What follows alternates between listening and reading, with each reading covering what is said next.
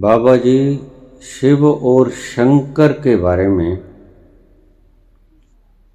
विस्तार से समझाने का कष्ट करें।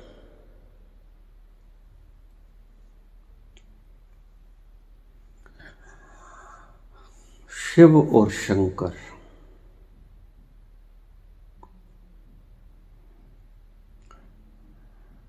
लीजिए हम शुरू से ही शुरू करते हैं।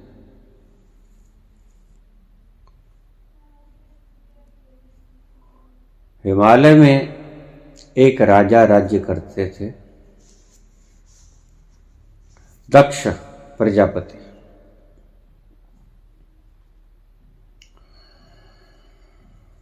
उनके दो रानियां थीं। उन रानियों से उन्हें प्रसूति और वीरणी दो रानियां थीं उनके। प्रसूति से उनके 24 कन्याएं उत्पन्न हुई और वीरणी से 60 कन्याएं उत्पन्न हुई, यानी दक्ष के 84 कन्याएं थीं। कश्मीर घाटी के हिमालय के क्षेत्र में रहते थे, राज करते थे।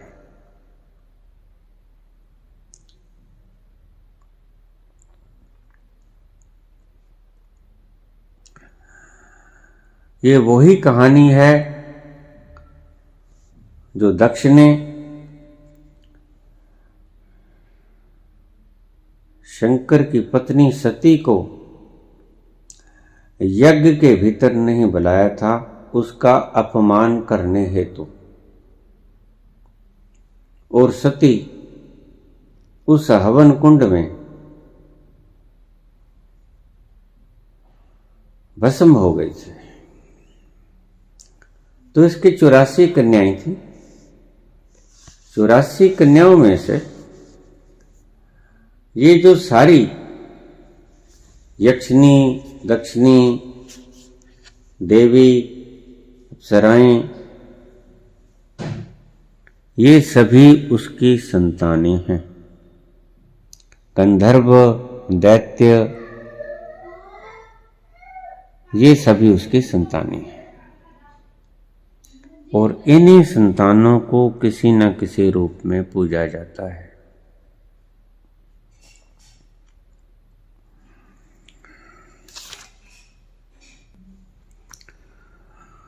जो दो पुत्रियां हुईं, वीरणी और प्रसूति। प्रसूति से इनको 24 पुत्रियां हुईं। श्रद्धा, लक्ष्मी, धृति, तुष्टि, पुष्टि, मेधा, क्रिया, ये सारी पुत्रियां उनसे हुईं।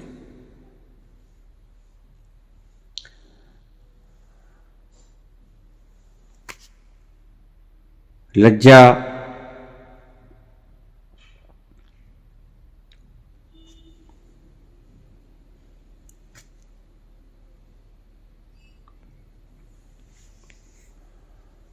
नव दुर्गा,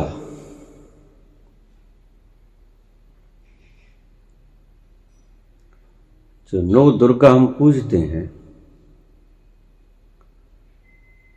ये शक्ति रूपा कहलाती हैं।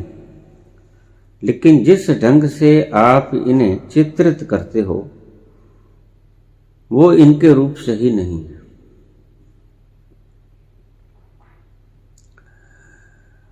नव दुर्गा में जो भी हम नाम लेते हैं, उनके जैसे भुजाएं, उनके पास शस्त्र,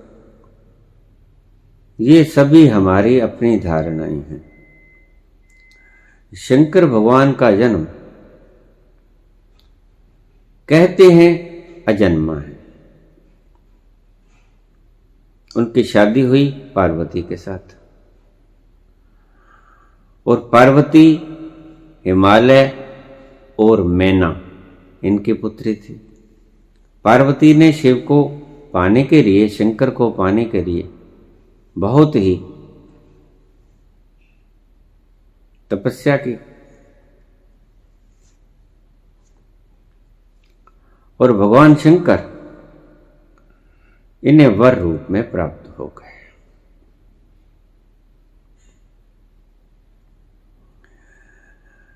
पार्वती सती का ही रूप थी। सती शंकर की पहले जन्म की पत्नी थी। सती ये दक्ष से चलता है, प्रजापति से सारा काम। दक्ष के 2 पुत्रियां, 84 पुत्रियां थी, वीरणी और प्रसूति से। 24 कन्याएं उसकी थी और 60 कन्याएं वीरणी के थी, 24 प्रसूति के थी, 84 कन्याएं थी कुल इनकी। 84 कन्याओं से ही ये सारा देवी देवताओं का हिसाब किताब चलता है। ये है सारी कहानियां, ढंग से समझ लेना बात को। ये है क्या? अब जैसे हिमालय पर्वत को अगर आप सही ढंग से लिखोगे तो पर्वत जो है उसकी पुत्री थी पार्वती, पर्वत से बनी पार्वती। अब पर्वत के पुत्री थोड़े होती। हिमालय की पुत्री पार्वती, पर्वत की पुत्री पार्वती। अब आप समझ सकते हो कि पार्वती कौन थी।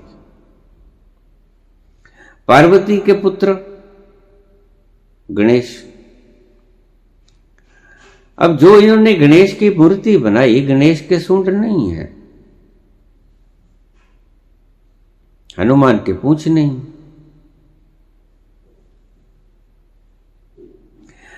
कार्तिकेय गणेश जो उन्हें बनाए, जो कहानी है कि स्नान कर रही थी पार्वती, उसकी मैल से गणेश उत्पन्न हुए। भला मैल से कभी बच्चे पैदा होते हैं? ये कहानियां हैं पुराणों की, इनमें कोई सत्य नहीं है।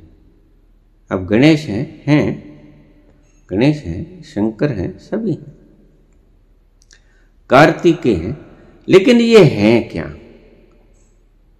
ये हम वहीं पे आएंगे जहां से हम चले थे। साथ में हम शक्ति रूप को लेंगे, नवदुर्गा। ये 84 कन्याएं दक्ष प्रजापति की वीरणी और प्रसूति से, 24 कन्याएं प्रसूति से हुई, 60 कन्याएं वीरणी से हुई। ये 84 कन्याएं अलग अलग रूप से यक्षिणी, दक्षिणी, अप्सराएं, चंडालनी, पिशाचिनी, ये अलग अलग रूप से पूजी जाती हैं देवी।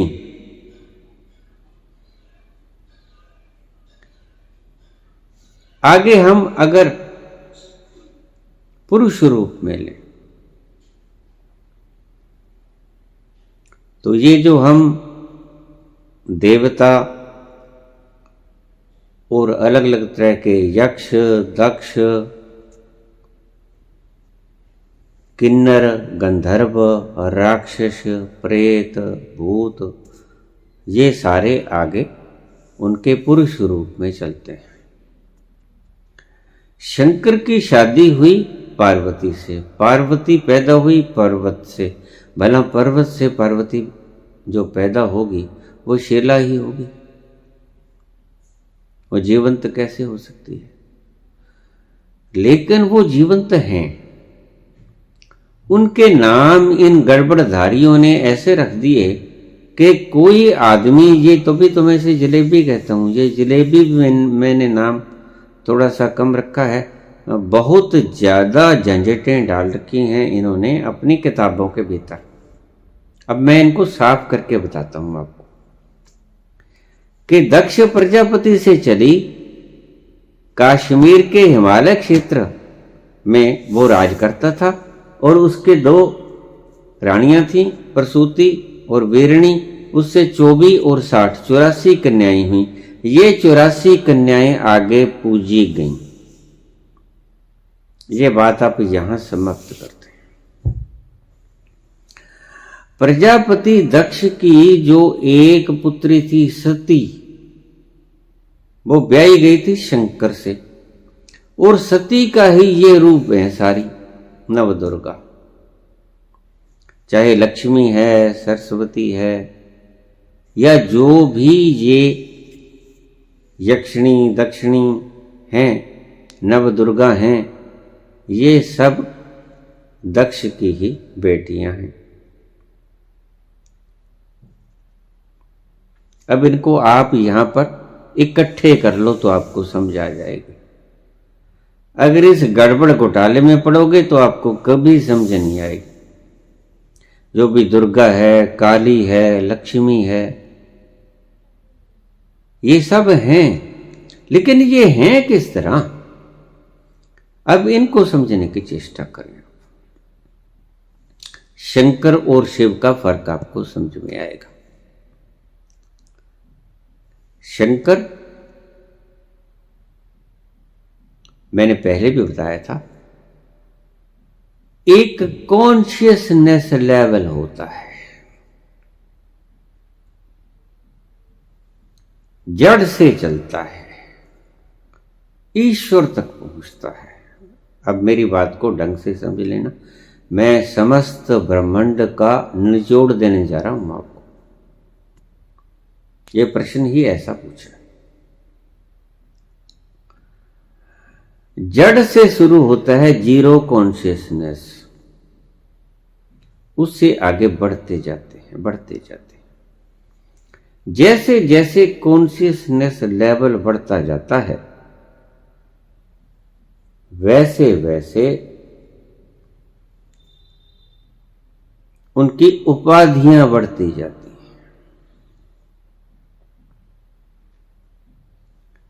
यक्षिणी आ गई, दक्षिणी आ गई, पिशाचनी आ गई, यक्ष आ गए, दक्ष आ गए, पिशाच आ गए, देवता आ गए।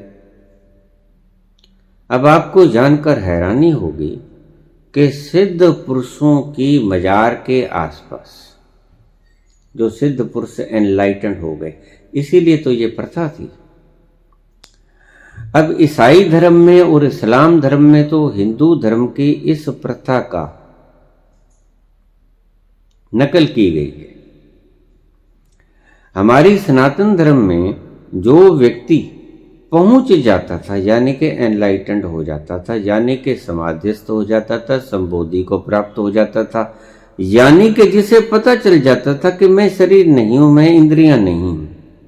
अब मैं बहुत खुल के आपको सारी बात समझा दूंगा, और जर्रा जर्रा इस मेरी वीडियो को आप एकांत में रात्रि के समय सुनना, तो आपको समझ आ जाएगी सारी बात। हमारे जो पुरुष अपनी चेतना के लेवल को उठाते उठाते उठाते उठाते सुपर एनलाइटेंड के भीतर प्रवेश कर जाते थे, जिसको हम संबोधि की अवस्था कहते हैं, उनको हम दफन करते थे। क्यों दफन करते थे? क्योंकि उसमें वो एनलाइटनमेंट के वक्त जो घटना घटती है, तो बहुत ज्यादा मात्रा में समुद्र के समुद्र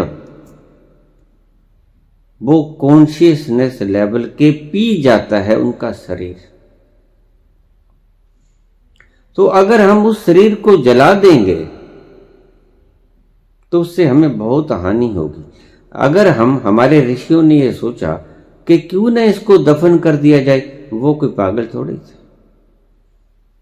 जिनके शरीर के भीतर किसी तरह की कोई एक्स्ट्रा ऑर्डनरी रेंज नहीं थी, उनको हमारे ऋषियों ने जलाने की प्रथा में रखा कि इनके तो हड्डियां हैं, राख है, गंगा जी में प्रवाह कर देंगे, इनके भीतर और तो कुछ है नहीं।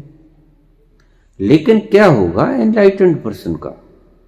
जो कोई एक व्यक्ति पहुंच गया जिसने समस्त ब्रह्मांड की उन रेंज को पी लिया एनलाइटनमेंट के द्वारा, उसके शरीर में से लाखों वर्षों तक वो रेंज निकलती रहेंगी। तो हमारे ऋषियों ने बाकी जो व्यक्ति थे जो इस दिशा में चलने की आकांक्षा रखते थे, जिन्हें हम मुमुक्षु कह देते हैं, उनकी सहायतार्थ उन एनलाइटेंड पर्सन की देह को धरती में दबाया और उनकी समाधि बना दी गई। और ये परंपरा थी कि कोई भी मुमुक्षु व्यक्ति जो कि कामना रखता है अमर होने की नहीं, मुक्त होने की, वह व्यक्ति उनकी समाधि के आसपास बैठ जाएगा तो उसे बहुत सहायता मिलेगी। उसे 10% ही मेहनत करनी पड़ेगी, 90% वो उस रेंज को जो उसके भीतर से निकल रही है, समाधि के भीतर से, उससे ही पहुंच जाएगा। तो हमारे ऋषि गणों ने ये रिसर्च की कि अगर इस देह को हम न जलाएं तो ये लाखों सालों तक उपकार कर सकती हैं देह। तो उन्होंने उसे दफन कर दिया। दफन करने के बाद उनकी समाधि बना दी गई और जो लोग मुमुक्षु थे, जो मुक्ति चाहते थे, वो उसके आसपास बैठ के ध्यान लगाया करते थे। ऐसी रूहों के समाधि के आसपास बैठने से स्वतः ही तुम ध्यान मग्न हो जाओगे। बहुत सी मज़ारें ऐसी हैं जिनके आसपास जब तुम बैठ जाओगे तो तुम बहुत आनंद में बैठोगे। तुम्हारे भीतर वो रेंज जब तुम्हें छेड़ना शुरू करेंगी तो संगीत छेड़ेंगी और तुम अपने ही भीतर उतरते चले जाओगे। वे तुम्हें अपने ही भीतर उतरने की सहायता करेंगे। यही अर्थ था भगवान कृष्ण का। एक शब्द भगवान कृष्ण ने कहा था, अमानवित्वम दम्भित्वम हिंसा क्षांति राजवम आचार्यो उपासनम शौचम स्थैर्यम आत्म विनिग्रह। उसमें एक शब्द आता है आचार्यो उपासनम। उपासन शब्द जो है वो है आचार्य के पास बैठना। इसलिए गुरुकुलों में वहां शिष्यों को गुरु के सानिध्य में बैठाया जाता था। गुरु 20, 25, 30, 40 अपनी क्षमता के अनुसार अपने शिष्य अपने आसपास गुरुकुलों में इकट्ठे कर लेता था और वो अपने आसपास गोलाकार रूप में बैठ जाया करते थे और उसके भीतर से निकली हुई रेंज को वो शिष्य पिया करते थे।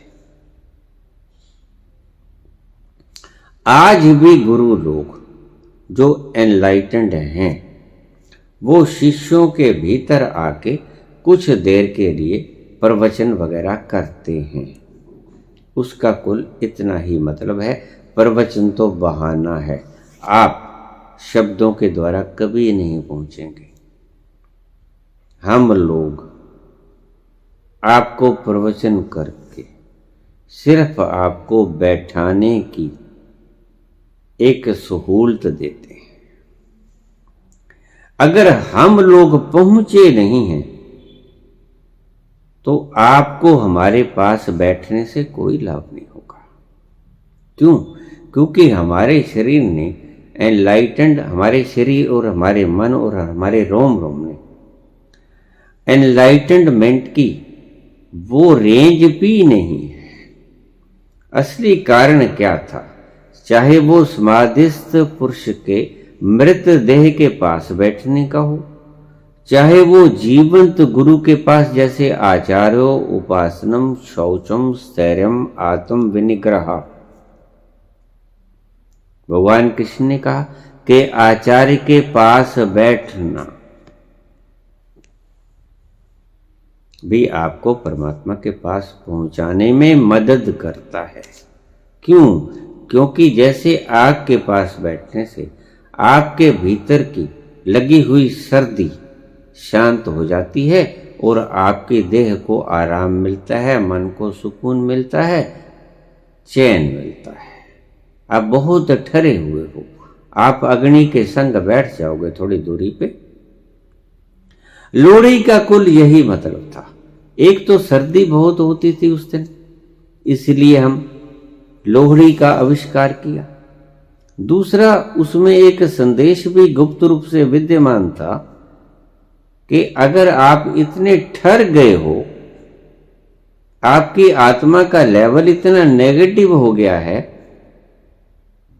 तो किसी जीवंत पुरुष के सानिध्य में बैठ जाइए, क्योंकि जीवंत पुरुष आग होता है। जीवंत पुरुष क्रांति का एक भंडार होता है, जीता हुआ भंडार, मृत नहीं, जीता हुआ अग्नि का भंडार, जीवंत एनलाइटेंड पर्सन। इसमें यह भी संदेश छिपा हुआ था लोहड़ी के त्योहार में। आचार्यो उपासनम का भी यही मतलब था। आजकल की तरह नहीं कि शिष्य तो बहुत दूर तक बैठे हैं और आचार्य अगर प्रवचन भी दे रहे हैं तो लाखों आदमियों के बीच में, करोड़ों आदमियों के बीच में किसी शिष्य को कोई फायदा नहीं होता। और तीसरी बात, वो आचार्य खुद पहुंचे ही नहीं होते। ऐसे आचार्यों को अपनी दशा पहले देखनी चाहिए कि मैं पहुंचा हुआ हूं कि नहीं। उसको आध्यात्मिकता के साथ खिलवाड़ नहीं करना चाहिए। उसको ऐसा नहीं करना चाहिए कि उसके भीतर ज्वाला नहीं है और वह लोगों को आमंत्रित कर रहा है जो ठिठरे हुए हैं कि आओ मेरे पास, मैं तुम्हें गरमाइश दूंगा। ये सरासर धोखा है। सो ये क्या था? शंकर जी की बात से हम शुरू कर रहे थे।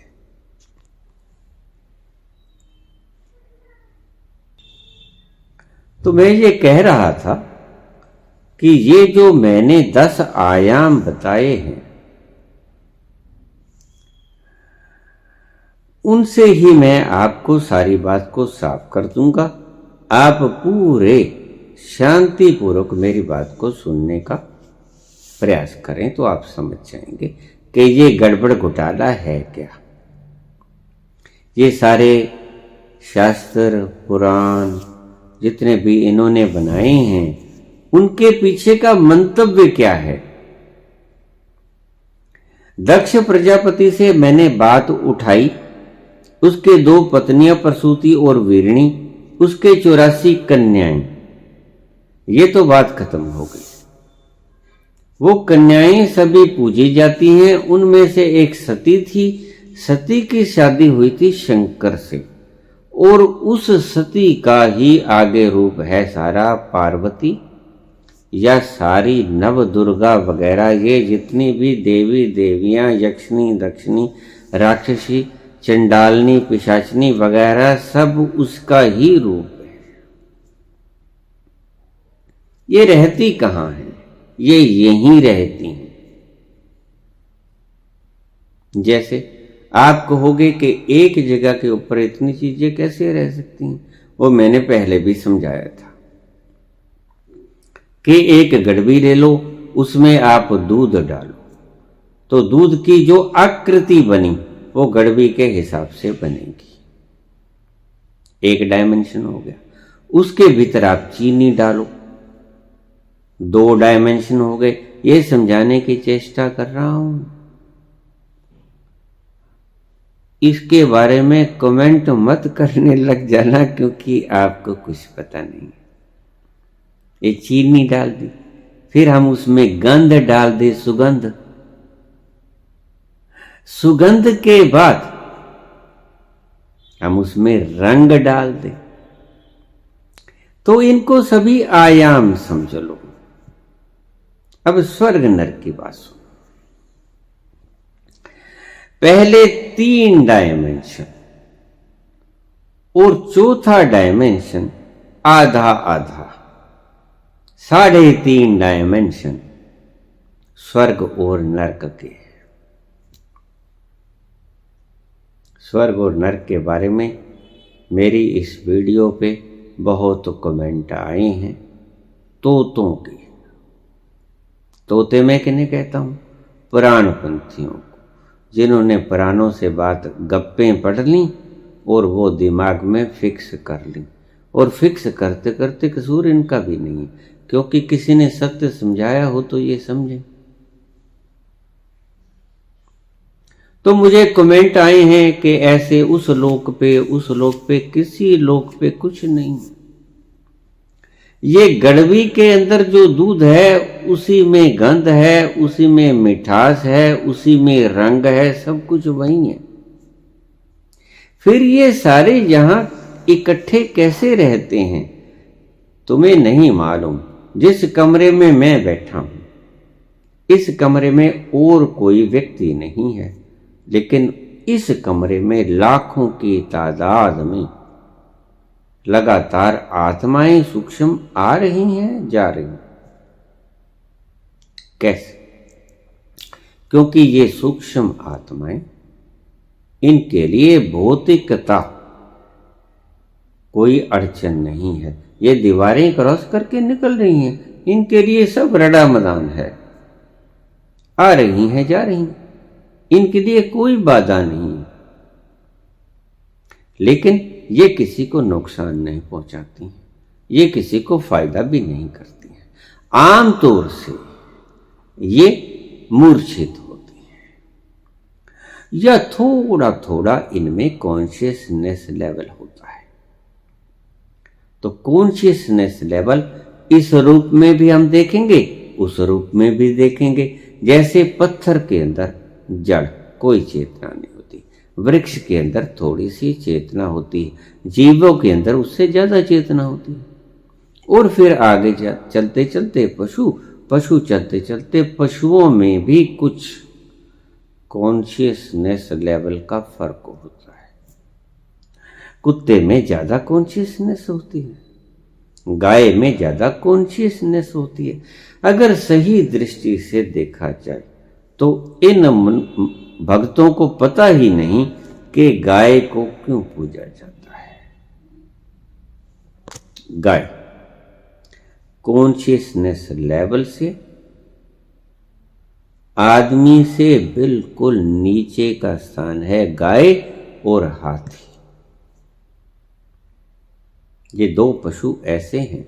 तीसरा पशु आता है, वो है घोड़ा। लेकिन ये दो पशु, हाथी और गाय, ये कॉन्शियसनेस लेवल में बहुत करीब हैं। कुत्ता भी कॉन्शियसनेस लेवल में बहुत ही आगे होता है। तभी भगवान कृष्ण ने कहा है, स्वान निद्रा काक चेष्टा, बको ध्यानम, बगलो जैसा ध्यान हो, काक जैसी चेष्टा हो, कौवे जैसी चेष्टा हो, काक चेष्टा बको ध्यानम स्वान निद्रा, कुत्ते की तरह नींद हो। ये कॉन्शियसनेस लेवल में बहुत ऊंचे होते हैं, आदमी से थोड़ा सा नीचे।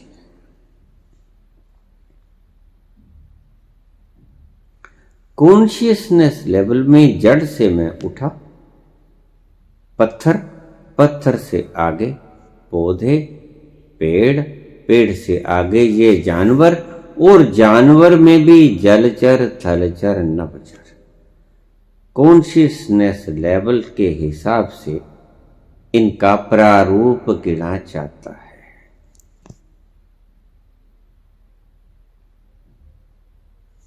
इसी तरह मनुष्य, हम पशुओं की सारी श्रेणियां क्रॉस करके आ गए। जड़ से शुरू हुआ था, पशुओं की अंतिम श्रेणियों तक हम आ गए। क्या? एक तो हाथी और एक गऊ और कुत्ता।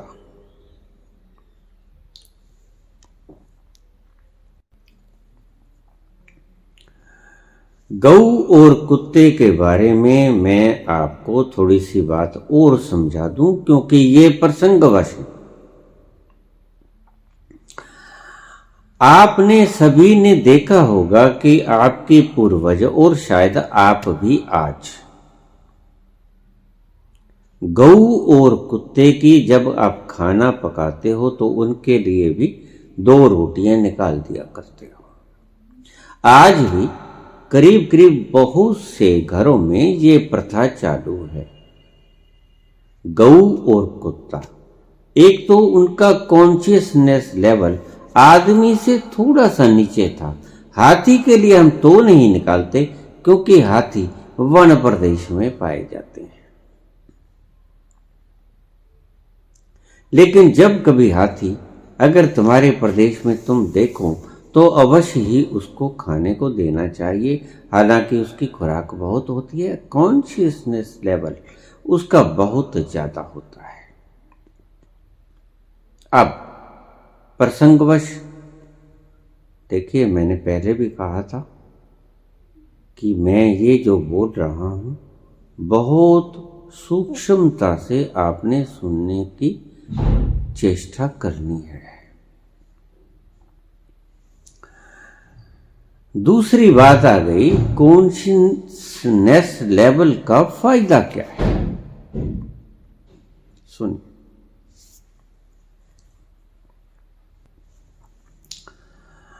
कॉन्शियसनेस लेवल का फायदा ये होता है कि उसकी सहायता करने से निष्काम, जैसे गऊ, कुत्ता, हाथी, उनके भीतर से बहुत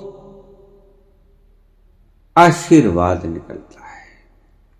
गऊ और कुत्ता एक ऐसा प्राणी है जिसे हम डोमेस्टिक प्राणी कह देते हैं कि वो कभी भी मालिक का अहित नहीं सोचता। गऊ और कुत्ता, इसलिए हम इनको घर में पालते थे। घर में चौकीदारी के लिए कुत्ता और दूध आदि देने के लिए हम गऊ को रखते थे। पहले जमाने में ट्रैक्टर वगैरह नहीं होते थे, इसलिए गऊ कई प्रयोजन सिद्ध करती थी। गऊ हमें दुग्ध देती थी। गऊ हमें, उनके बच्चे बलद हमारी कृषि को बोते थे, बीजते थे, सारा काम धाम करते थे, सो इसलिए हमारे काम आते थे। आज क्योंकि मशीनरी का आविष्कार हो गया है, इसीलिए बैलों का इतना बुरा हाल हो गया। और जैसे ही दूध भी देना बंद कर देती है गऊ, तो हम गऊओं को भी बाहर छोड़ देते हैं। ये घोर पाप है। खैर, कॉन्शियसनेस लेवल जितना ज्यादा होगा, अब इस बात को ध्यान से समझ लेना, क्योंकि ये बात आपके काम आएगी। मैं क्यों अक्सर कहता हूं कि भूखों को भोजन दो, गाय को चारा खिलाओ और कुत्तों को भी रोटी खिलाओ। ये कॉन्शियसनेस लेवल के हिसाब से मैंने दान चुने थे। मैंने ही नहीं, ये शास्त्र के चुने हुए दान हैं। उन्होंने पहले से ही ये रिसर्च कर लिया था। गऊ को और कुत्ते को और जरूरतमंद मनुष्य को।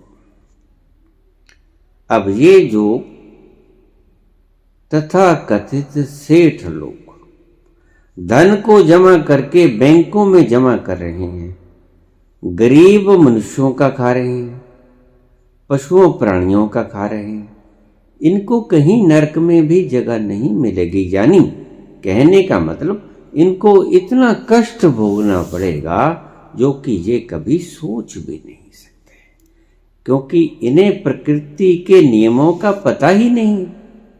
इनको इनके माँ बाप ने शुरू से ही पैसा कमाना सिखाया है। इनके लिए पैसा ही जीवन है, पैसा ही परमात्मा है, पैसा ही प्रेम है, पैसा ही जीवन है। अब कॉन्शियसनेस लेवल आ गया। गुरुवाणी में ब्रह्म लीन व्यक्ति का बहुत गुणगान किया गया है। जो ब्रह्म ज्ञानी सदा निर्लेप।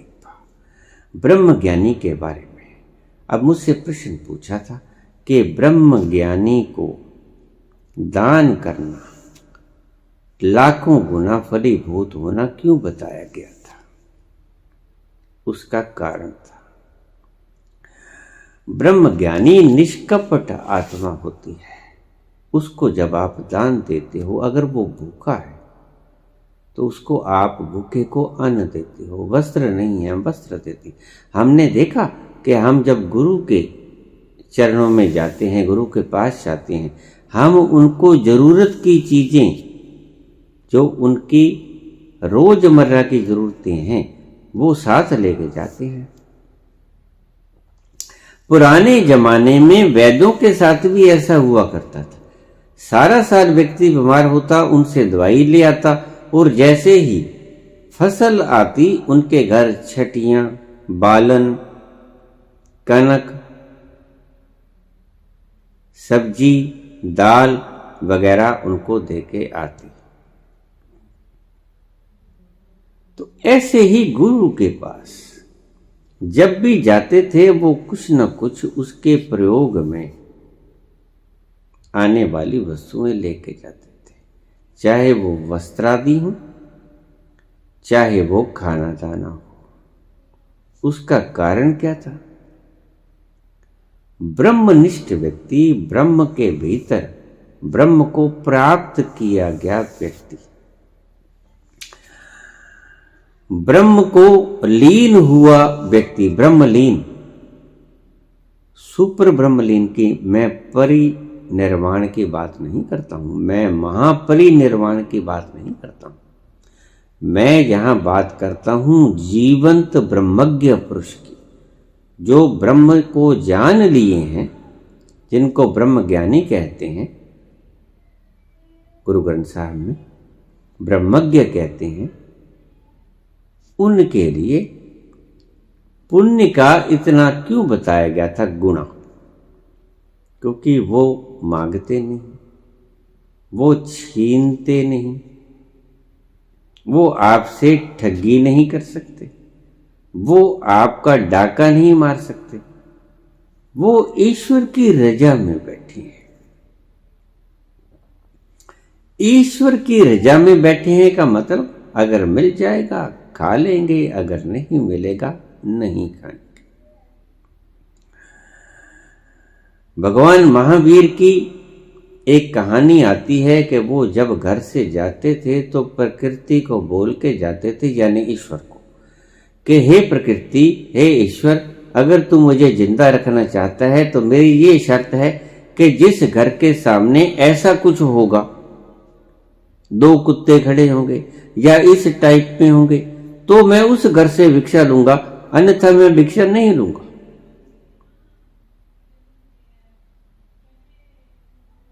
ये क्या है? ये ब्रह्मज्ञानी है। ब्रह्मज्ञानी जीना नहीं चाहता, क्योंकि उसको पता चल जाता है कि जो जीवन है वो तो मैं हूं, और जिसको जीवन आप कहते हो वो जीवन नहीं है।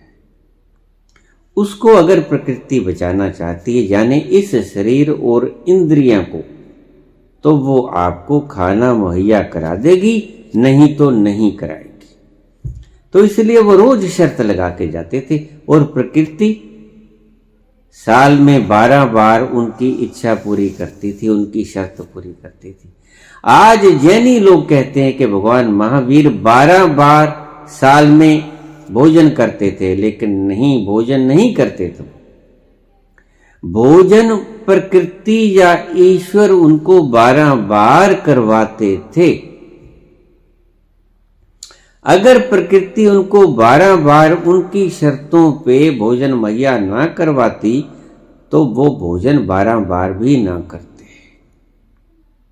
तो इसीलिए भगवान महावीर के अगर आप सर्च में पूछोगे विकिपीडिया से कि वो कैसे मरे, तो वहां जवाब आएगा भूखमरी, स्टारवेशन, भूख से मरे। उनको कोई कमी ना थी, जहां से चाहे मांग लेते। लोग पल के बिछाए रहते थे कि हमारे घर वो आए और मांग के लेके जाए, लेकिन वो खुद ही नहीं मांगते थे, क्योंकि वो जीना नहीं चाहते थे अपनी इच्छा से, वो जीना चाहते थे ईश्वर की इच्छा से।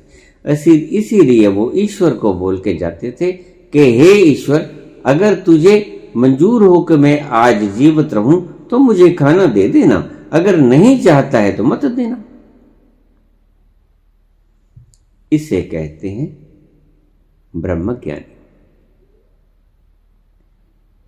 तुम तो छीन के भी खा जाते हो, तुम तो चोरी करके भी खा जाते हो, तुम तो डाका मार के भी खा जाते हो, तुम तो जाते व्यक्ति को कत्ल कर देते हो, बाद में उसकी जेब में देखते हो कितने पैसे। और ब्रह्म ज्ञानी क्या कहता है? ब्रह्म ज्ञानी कहता है कि हे ईश्वर, अगर तूने मुझे जीवित रखना है, अगर शरीर से और काम लेना है तो मुझे भोजन दे दे, अगर बस पूरा ले लिया काम तो छोड़। मैं नहीं जीना चाहता, क्योंकि उसे पता है कि वो शरीर नहीं है, वो खिंडेगा ही खिंडेगा, और वो नहीं खिंडेगा, उसका शरीर खिंडेगा, उसका ये ढेला खिंडेगा। चलो इस बात को, क्योंकि ब्रह्म ज्ञानी को दिया गया दान लाख गुना ज्यादा फलीभूत होता है। ये तो पंडितों ने बनाई हुई बात है, लेकिन सही बात ये थी कि ब्रह्म ज्ञानी को वो मांगता नहीं है, उसको उसकी जरूरत के हिसाब से दे देना चाहिए। मैंने एक वाक्य पढ़ा ओशो की जीवनी में, कुदरती मेरे सामने आ गया। ओशो कहते कि जब मैं संबोधि को प्राप्त हुआ तो लोग आते मेरे घर में, रात रात भर कोई दूध लेके आया, कोई मिठाई लेके आया, कोई कुछ लेके आया, क्योंकि वो जानते थे कि ब्रह्म ज्ञानी को खिलाने से लाखों गुना लगता है पुण्य। इसलिए रात को मुझे उठाते, दूध पिलाते कि दूध पी लो, ये मिठाई खा लो। मैं तंग आ गया, क्या करें, आदमी को भूख लगी है तो मान के भी खा लेगा, लेकिन ये तो कहते आपको पीना ही पड़ेगा। ऐसे मूर्ख लोग जो मूढ़ताओं के ऊपर चलते हैं, वो ऐसे ही कृत्य किया करते हैं। ब्रह्म ज्ञानी को अगर आवश्यकता होगी, अगर आप दान देना चाहते हैं, तो ब्रह्म ज्ञानी को पूछिए कि आपको जरूरत है इस चीज की। अगर जरूरत है तो दे दीजिए, अगर नहीं जरूरत है तो वो लेगा ही नहीं।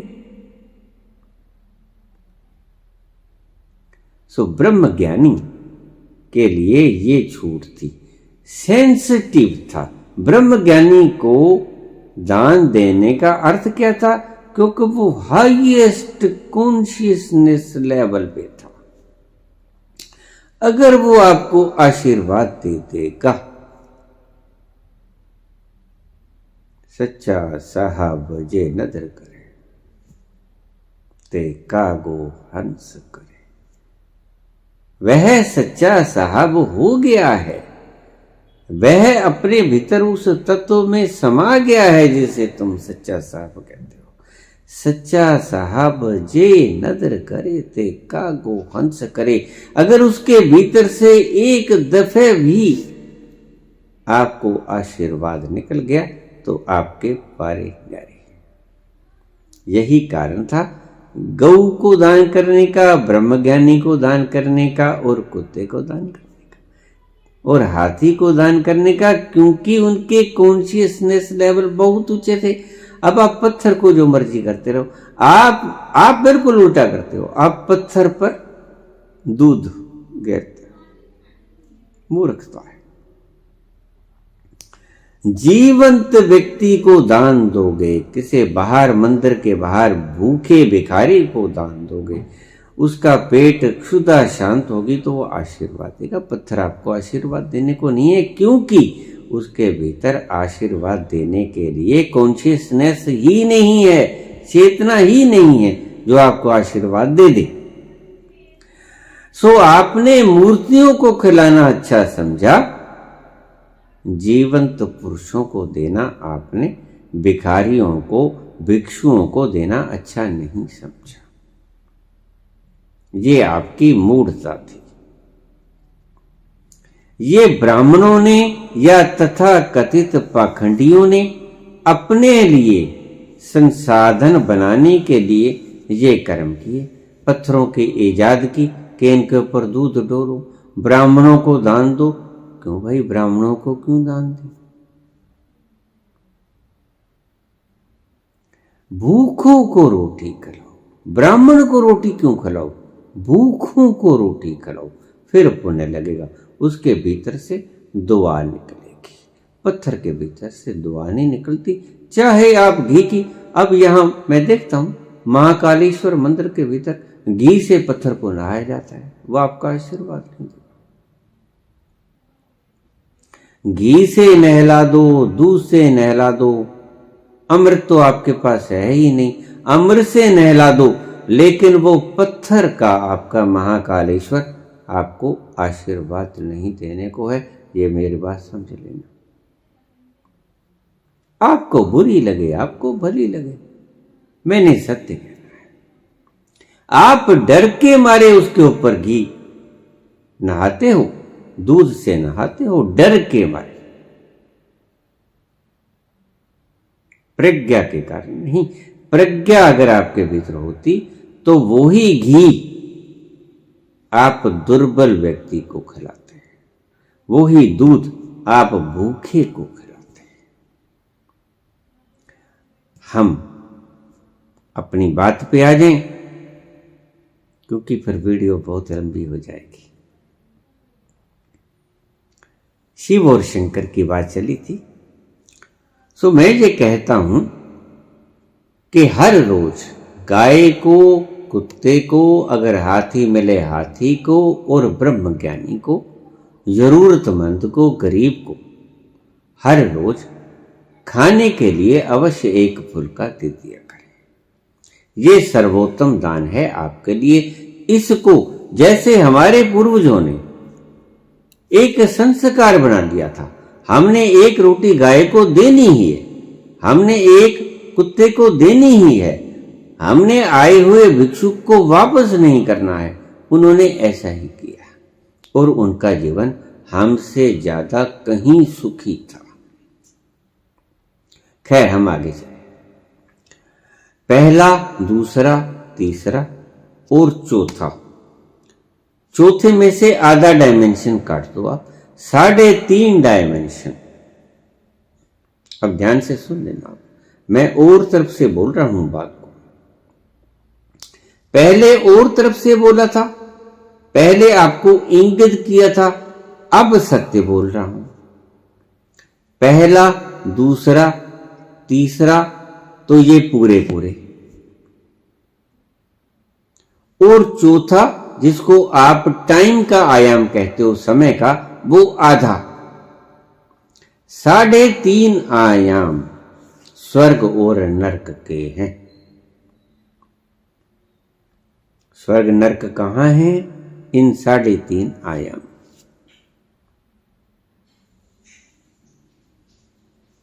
आपके शरीर की पीड़ा, आपके शरीर के रोग, कोई असाध्य रोग हो गया है,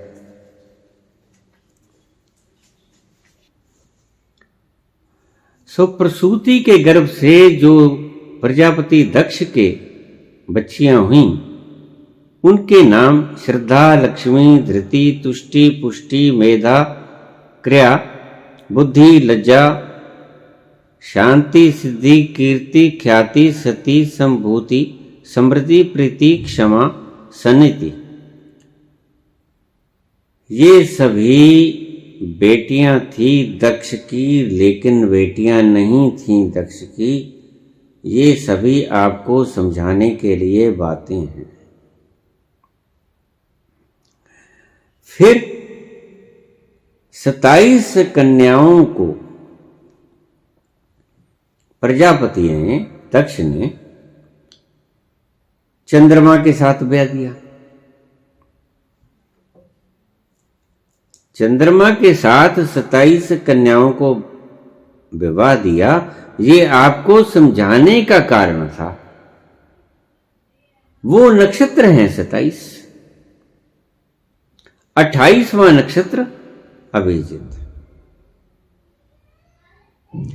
अश्विनी, भरणी, कृतिकी, रोहिणी।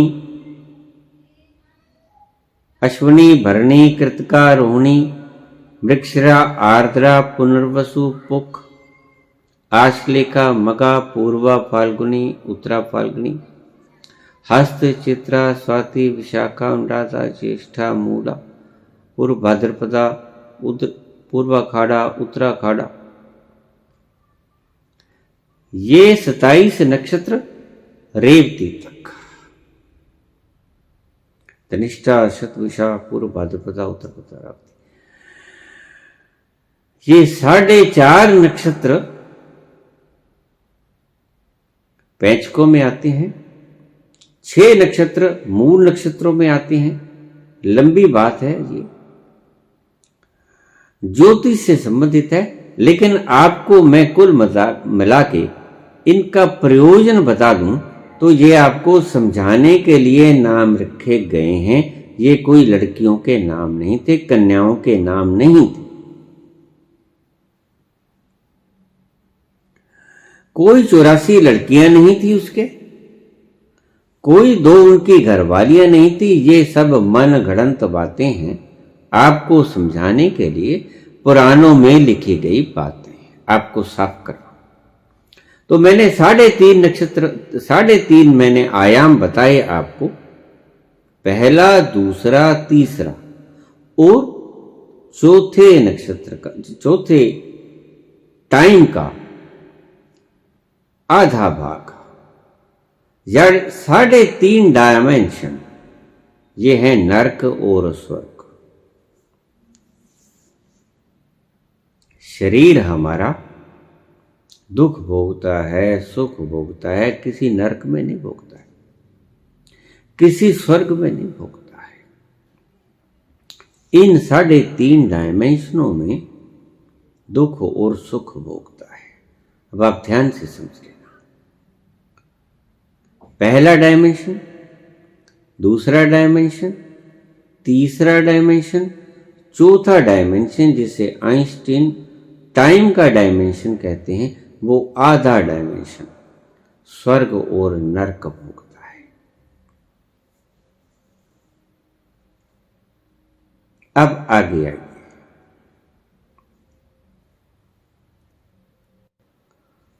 चौथे डायमेंशन से लेके 9वें डायमेंशन तक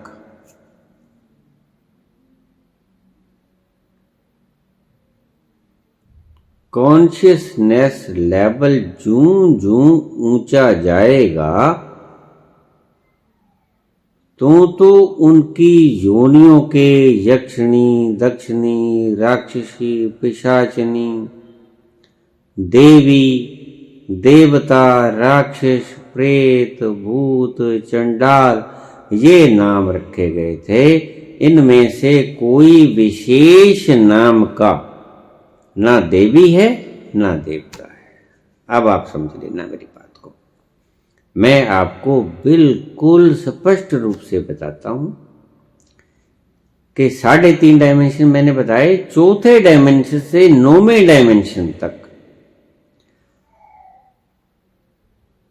कॉन्शियसनेस लेवल के हिसाब से नाम रखे गए थे। यक्षिणी, दक्षिणी, भूत, प्रेत, चंडाल, पिशाचिनी, चंडालनी, देवी, देवता इत्यादि इत्यादि इत्यादि। इनके कोई लोक नहीं थे।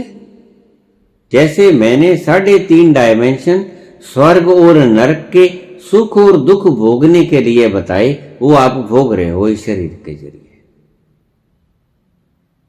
आप जानते ही हो, आपकी समझ में आती होगी। यद्यपि स्वर्ग लाखों योजन मील दूर सूरज से लेकर ध्रुव तारे तक, ये आपको समझ में नहीं आएगी, है भी नहीं, समझ में भी नहीं आएगी। भूलोक से लेके सूरज तक भुवय लोक है, भुवय स्व स्व स्वर्ग। ओम भूर्भुव स्व, ये आपकी समझ में नहीं आएंगे। ये गपोड़पंथी हैं, ये पुराण पंथी हैं, वैज्ञानिक लेवल से मैं आपको समझा रहा हूं। डायमेंशन भूल जाइए, स्वर्ग वगैरह। आप 3.5 आयाम में दुख सुख भोगते हैं इस शरीर के अंदर, क्योंकि पृथ्वी को तो न दुख होता है न सुख होता है।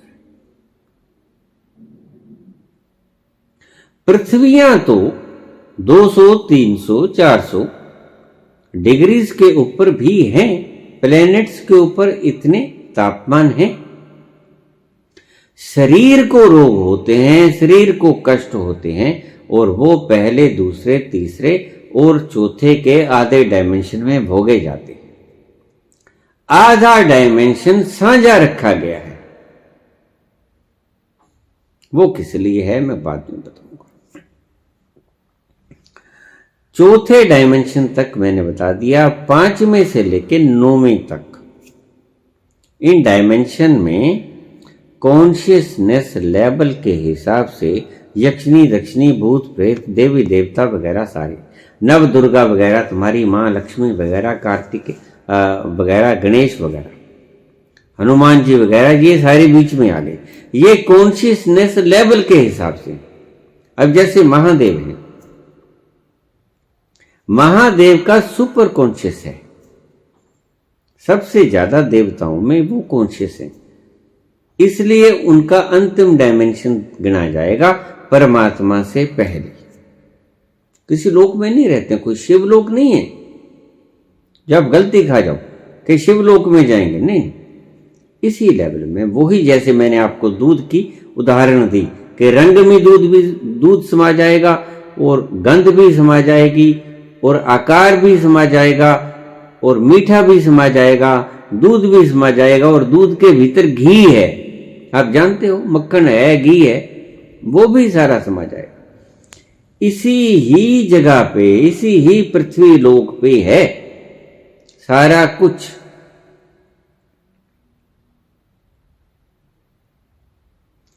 चौथे से 9वें डायमेंशन तक कॉन्शियसनेस के पैमाने के हिसाब से ये सारे हैं।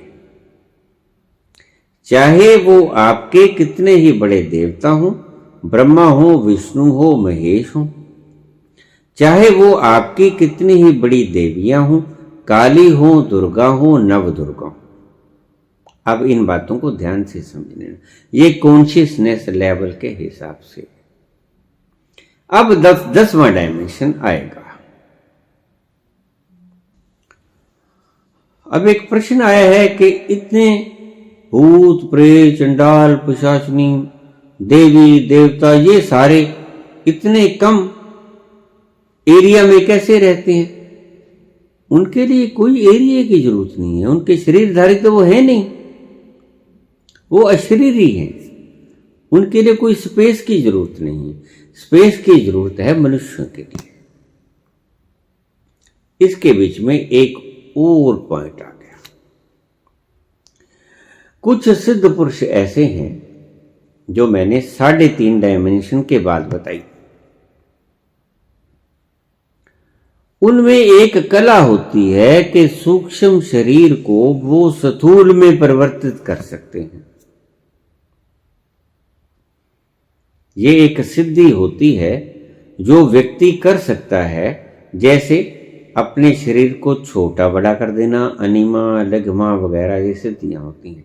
जैसे भगवान हनुमान जी जब लंका में प्रवेश किए तो उसने अति सूक्ष्म रूप धारण कर लिया,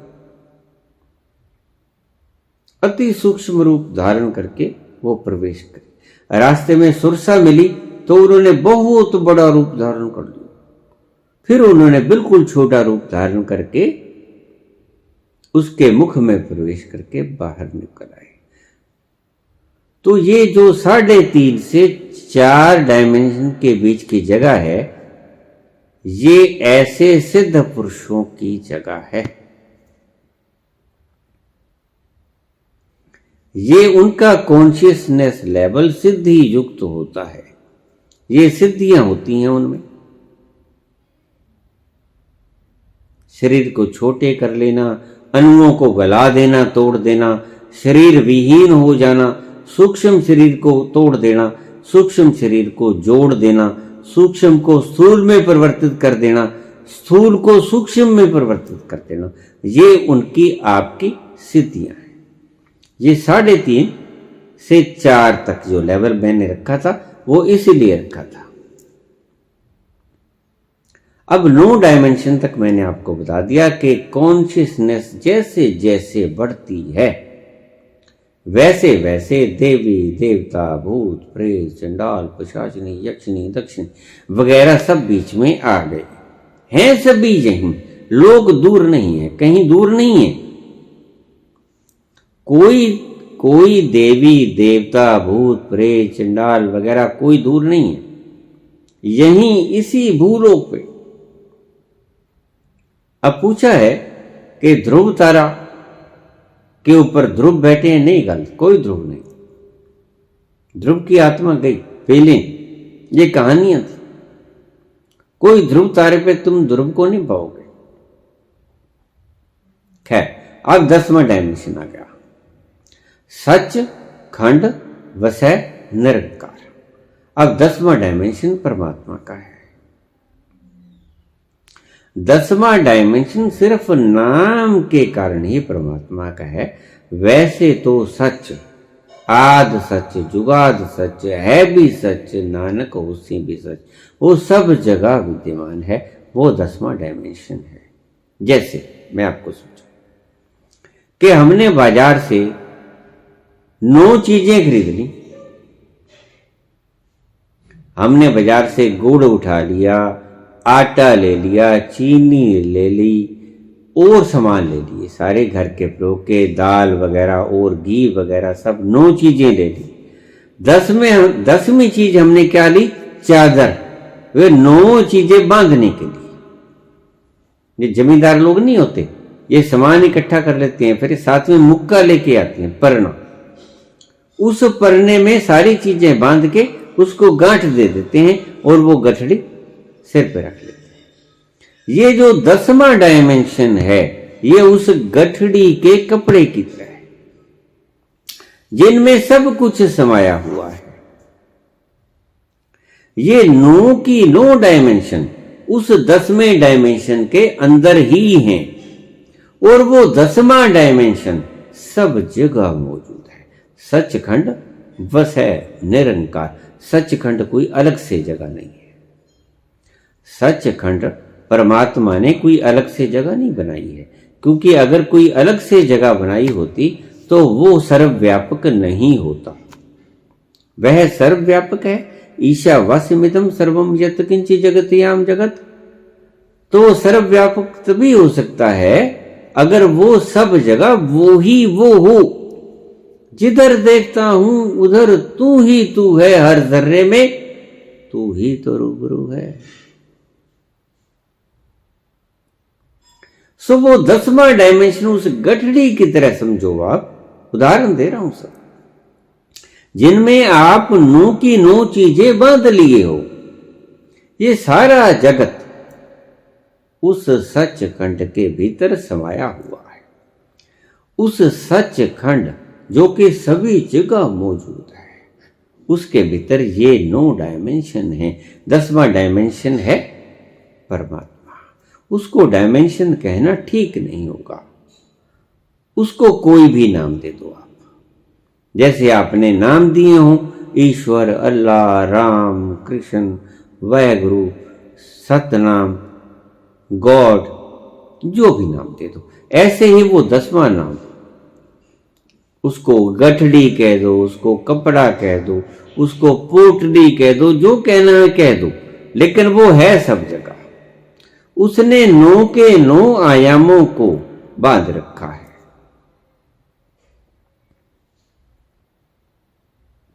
शंकर और शिव, ये 10वां खंड शिव है। ये जो लोग कहते हैं, ये जो धर्म कहते हैं कि मैं वहां गई, मैं वहां गया, बाबा जी के पास में चरणों में लोटपोट हो गया, एनर्जी लेके वापस आ गया, एनर्जी लेके वापस आ गई और बड़ी फ्रेश हो गई, ये किसी लोक वगैरह नहीं है। इस भ्रम में मत रहना। ये कोई बाबा जी वगैरह किसी लोक में नहीं बैठे हैं। और ये जो लोग कह रहे हैं कि हम बाबा जी के पास जाके उसकी गोदी में बैठ के निहाल हो जाते हैं, ये सिर्फ साइकोलॉजिकल निहाल हो जाते हैं। जैसे सनातन धर्म के मानने वाले लोग गंगा जी में डुबकी लगा के पाप मुक्त हो जाते हैं, ऐसे ही साइकोलॉजिकल ये लोग बैठ के अपने मन ही मन में बाबा जी के गोदी में बैठ जाते हैं और साइकोलॉजिकल शांत हो जाते हैं। होता बोता कुछ नहीं। ना गंगा जी में डुबकी लगाने से पाप खत्म होते हैं, पाप इतने आसानी से खत्म होते तो फिर भुगतने क्यों पड़ते? गंगा जी में डुबकी लगा लो। फिर ये एम्स, ये पीजीआई, ये डॉक्टर्स भरे पड़े हैं, फिर ये बीमारियां ये क्यों आती? फिर गंगा जी में आप स्नान कर लो, मुक्त हो जाओ। नहीं नहीं, ऐसा कुछ नहीं। कोई गंगा जी में स्नान करने से मुक्त नहीं होता, अपने पाप बंधनों से नहीं छूटता। वो पाप कर्म भुगतने से ही कटते हैं। इस तरह आप अपने भीतर के उस सचखंड में उतर के ही फ्रेशनेस या ऊर्जा को प्राप्त कर सकते हैं। जो कहता है कि मैं कहीं दूर लोक, बाबा जी के लोक में बाबा जी बैठे हैं, उसके जाके शरण में बैठ के, उस चरण में बैठ के, गोदी में बैठ के एनर्जी फुल होके वहां से वापस आ जाता हूं धरा लोक पे और परम प्रसन्न बांट दिया करता हूं, कोरी झूठ है, बकवास। कोई बाबा जी नहीं है, कोई लोक नहीं है जहां बाबा जी बैठे हैं। ये जो शिव मैंने बताया, ये शिव है हमारे सब सचखंड को शिव कहते हैं। इसका रास्ता हमारे भीतर से हम ले लें, वो बात अलग है। हम जब भीतर पहुंचते हैं, वहां जो ओम की ध्वनि हो रही है, हम सब चीज नकल पैदा कर लेते हैं। जो ध्वनि हो रही है, ओंकार का जो नाद हो रहा है, जिसको सुनना है उसको जपने के लिए कहा जाता है कि जपो, और जपने से कुछ नहीं होता। ओम जपो, राम जपो, चाहे गाली निकालो, बराबर है। गाली निकालोगे तो भी वही बात है, राम जपोगे तो भी वही बात है, ओम जपोगे तो भी वही बात है। बात तो शब्दों में आ गई। अगर आप लिपि इस तरह की बना लेते कि गाली को आप भगवान के नाम में कन्वर्ट कर देते और भगवान के नाम को आप गाली में कन्वर्ट कर देते तो क्या होता? अगर आप सेब का नाम कद्दू रख देते और कद्दू का नाम आप अंगूर रख देते तो क्या होता? शुरू से ही आपने लिपि के अंदर ये शब्द डाल दिए तो आज हमें समझ पड़ जाते हैं। वास्तव में लिपि कहीं तक नहीं जाती। मुझे लोग पूछ लेते हैं कि बाबा जी इसका अर्थ समझाइए, तो मैं कहता हूं कि इसका अर्थ मैं आपको नहीं समझा सकता। इसका अर्थ तो आप ऐसे समझ लीजिए कि जब मैं बोला करता हूं ही is not only unknown but also unknowable, इसको अननोनेबल में डाल दो आप, बस यही ऐसे ही मैं समझा सकता हूं। और मेरे पास समझाने को मेरे पास कोई फॉर्मूला नहीं, ना वो जाना जाता है ना वो जाना जा सकता है शब्दों के द्वारा। इससे ज्यादा मैं आपको नहीं समझा सकता, क्योंकि बहुत बातें ईश्वर की, क्या समझाओगे इसको विशाल ब्रह्मांड को। लगातार अपनी ड्यूटी को निभा रहे हैं, एक क्षण का लाखवां हिस्सा भी देरी नहीं करते, और बाद में नहीं आते और पहले नहीं आते। कभी देखा चंद्रमा सूरज अपने समय से पहले उगे हो या बाद में उगे हो? नहीं। उसने जो ड्यूटी लगाई, उसने जो कायनात बांधी, उस कायनात को बांधने में जो उसने तय कर दिए मापदंड, उसी के हिसाब से सब घूम रहा है, सब घूमता रहेगा। ये शिव आ गया, वो शिव जिसकी गोदी में बैठ के, जिसके पास जाके, जहां अनहद का नाद गूंज रहा है, वहां से मिलेगी आपको ऊर्जा, वहां से मिलेगी आपको शांति। बाहर से आप कुछ भी करते रहें प्रयास, बेकार। बाहर से शांति नहीं मिलने को है, ढालते रहो। कुछ लोग शांति को खेल बना रखे हैं, बनाते रहो, फेंकते रहो एक दूसरे की तरफ,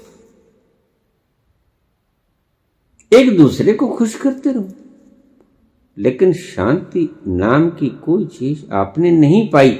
शांति तो आनंद के साथ ही आती है, शांति आनंद की छाया है। जैसे ही आप भीतर जाओगे, आप उस आनंद स्वरूप में, उस ओंकार के नाद में, जो ओम आप जप रहे हो, वो सुनना है, जपना नहीं। उस ओम को सुनना है, वो ध्वनि भीतर हो रही है हमारी, उससे ही हमें ऊर्जा मिलेगी। वहीं से स्नान करके आना है, वही तीर्थ है। तीर्थ नावा जे तिस पावे, अगर उसको ठीक लगता है, अगर वो चाहता है, अगर वो इच्छा रखता है, तीर्थ नावा जे तिस पावे। और उसकी इच्छा के बिना तुम तीर्थ, भीतर के तीर्थ का स्नान नहीं कर सकते। इसलिए मैं कहता हूं, जो करता है वो ईश्वर ही करता है। इसलिए बाबा जी ने कहा, जो तुध पावे साईं भलीकार।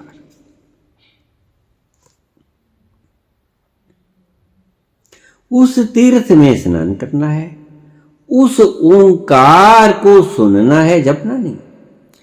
उस तीर्थ से ऊर्जा लेनी है। किसी बाबा की गोद में ऊपर जाके ना ऊर्जा मिलती है, ना ही लेनी है। व्यर्थ का प्रयास ना करो, उसी स्थान से हमें शांति मिलेगी। ये इधर उधर फेंक के काली सफेद गेंदें नहीं मिलेगी। मत प्रयास करो, क्यों वक्त बर्बाद करते हो? ये कोई खेल थोड़े ही है, काली पीली गेंदों का खेल थोड़ी है।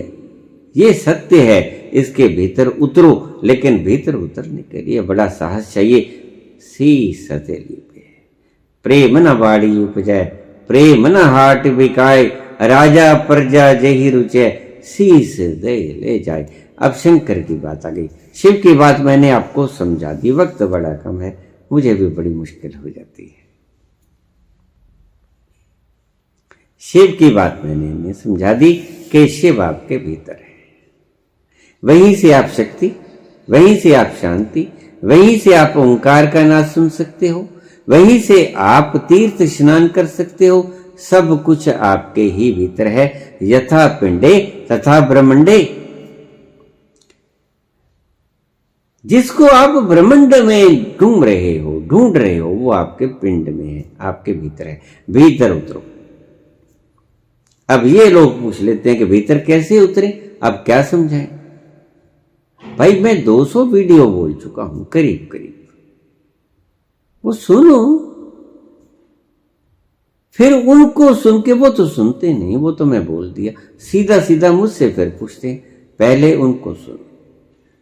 अगर उनमें कोई कमी बेशी है या आपकी समझ में नहीं आई, मैं मानता हूं कुछ दुर्लभ शब्द प्रयोग किए गए हैं जो आपकी समझ से बाहर पड़ेंगे, वो मुझसे पूछ लो।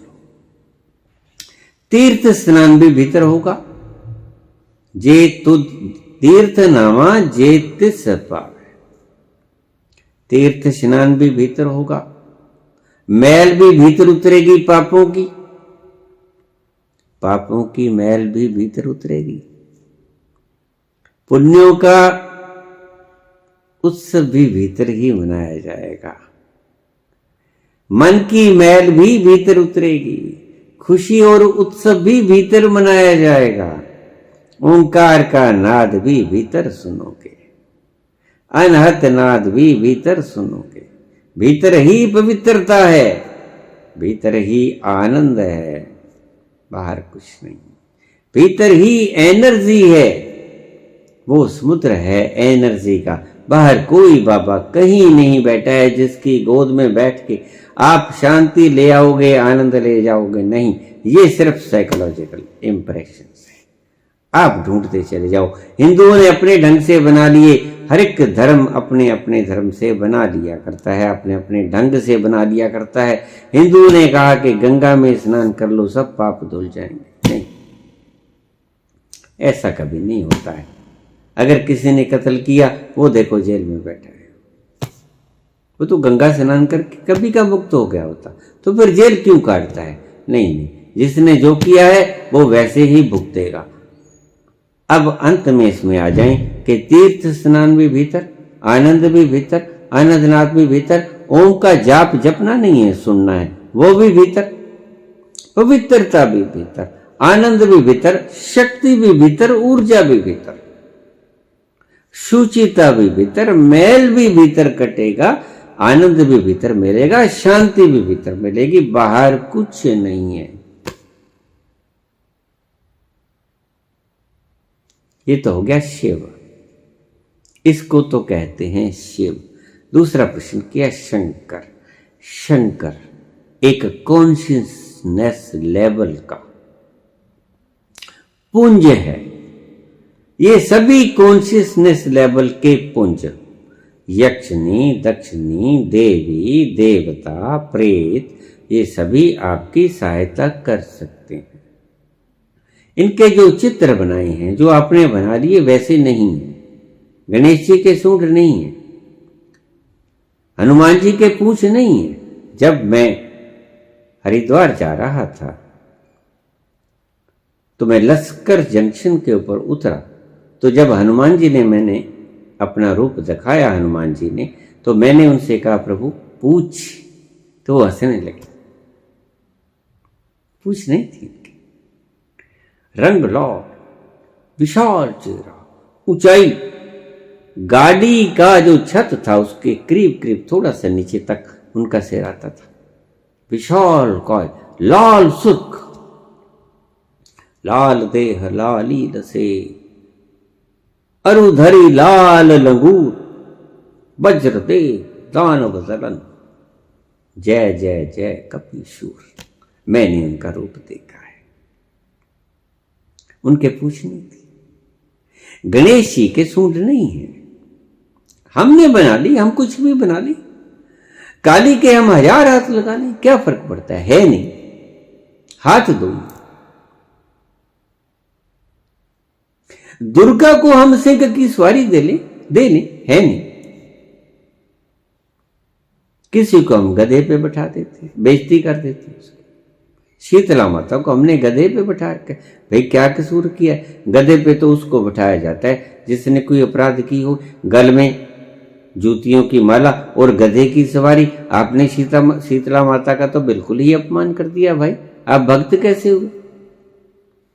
सो ये सभी शक्तियां, कॉन्शियसनेस लेवल की शक्ति,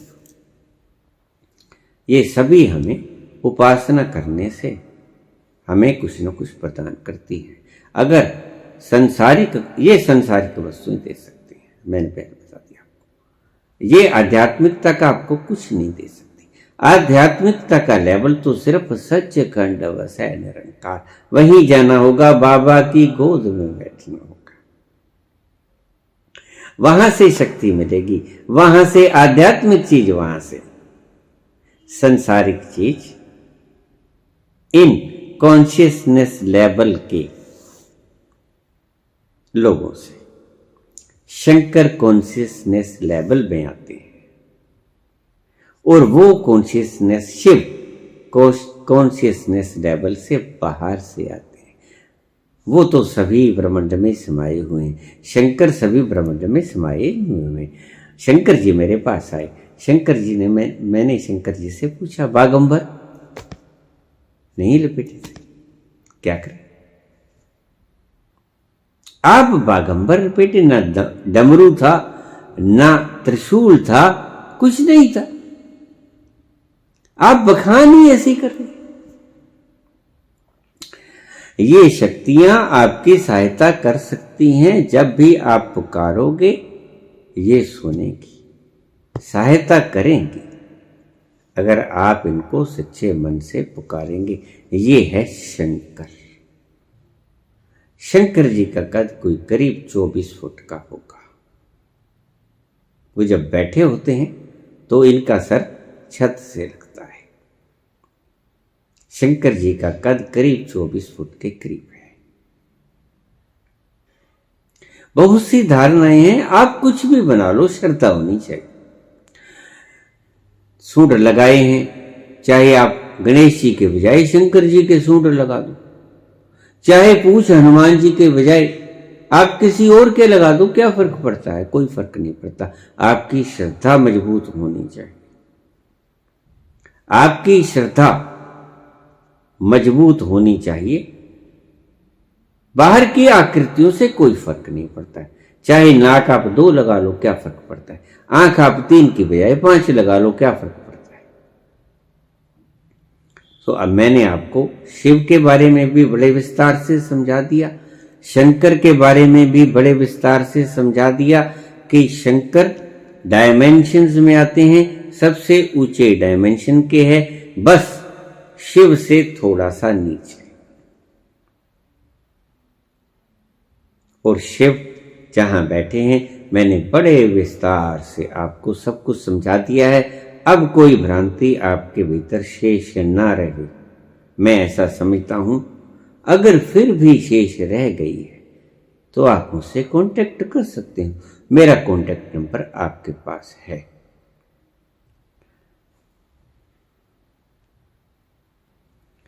थोड़ा प्रकृतियों के बारे में पूछा है, मैं बता चलूं 2 मिनट के लिए। सबसे बढ़िया प्रकृति है शंकर की, इसलिए उसको भोला कहते हैं। शंकर जल्दी प्रसन्न हो जाते हैं, रूठते तो है ही नहीं। कभी कभी रूठ जाते हैं, लेकिन इतना नहीं, भोले ही जल्दी प्रसन्न हो जाते हैं। ये प्रकृति है। और अगर हम विकराल परिस्थितियों के हिसाब से देखें तो विकराल परिस्थितियों के हिसाब से सबसे ज्यादा विकराल है भैरव। भैरव विकराल परिस्थितियों में होते हैं और शंकर सबसे मुश्किल भैरव सिद्ध होते हैं और सबसे जल्दी शंकर सिद्ध हो जाते हैं। सबसे भोले शंकर हैं, सबसे थोड़ा सा ज्यादा देर में प्रसन्न होने वाले भैरव हैं। ये सब बातें मैंने खुल के आपको समझा दी हैं। बाहर की वस्तुओं की आवश्यकता है तो इन डायमेंशन के लोगों को आप पूजिए, उनकी फोटोएं आप कैसे भी बना दीजिए, कोई फर्क नहीं पड़ता। आपने जो हृदय में रमा ली